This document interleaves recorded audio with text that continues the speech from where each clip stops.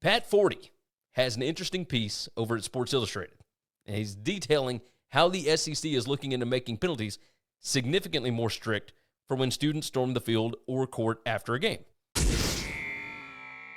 Now, the subcommittee tasked with working on event safety, appointed by Commissioner Greg Sankey last November, that was less than 3 weeks after Tennessee beat Alabama and stormed the field at Neyland Stadium.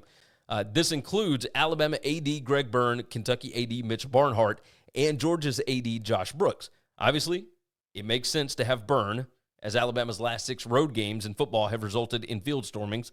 Barnhart, whose basketball Wildcats have had the court stormed multiple times against them in the last few years. And then Brooks, who is the next most likely to have the field stormed if, of course, the Bulldogs ever lose again, now that they've won, 2 straight national titles in 33 of the last 34 games. I mean, it's just absurd. Regardless, Forde's article detailed how one of the options being discussed is the team that storms the field could lose their next home game against the team that they just beat. Now, for example, if this had been in place last season, Tennessee beat Alabama and then stormed the field, so Alabama would host the next 3 games against the Vols as opposed to it going from Tuscaloosa back to Knoxville and so on, which means in years where a school has a 4-home, 5-away conference schedule, if the league actually goes to 9 games, it could be 3-6. They could have 3 home games and 6 away games. And yes, it does seem a little bit harsh, but the idea behind it is to find a way for schools to keep fans off the field, thus eliminating danger for the opposing team. The SEC had a tiered system of fines, with a second offense costing a school $100,000, and a third and beyond would cost $250,000. Now, per WVLT last year, after Tennessee's win over Alabama, UT system president Randy Boyd was seen in a video circulating social media after the game. He was looking over a field of Tennessee fans taking down the goalpost. He was asked how much that would cost, to which he replied, "It doesn't matter. We'll do this every year." I am not certain that sat well with the SEC office. Ross Dellinger was able to catch up with Greg Sankey, who told him, people have said you should flip the home site. People have said that you should forfeit the game. People have said you shouldn't get to a bowl game. All of it sounds kind of nuts, right? So 2 other options are forfeiting the game that your team just won or not being able to go to a bowl game. Again, harsh. It sounds like they were taking it incredibly serious.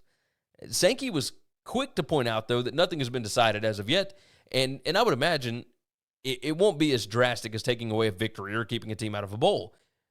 But have we reached a point where the schools could lose a big home game? I mean, the fines have been mocked openly, so what is a punishment that schools will take seriously? I think that I could actually get on board with this. It presents a legit disadvantage, which I would imagine would make fans think twice about doing something that could really hurt their team. Sankey went on, he presented an option for teams.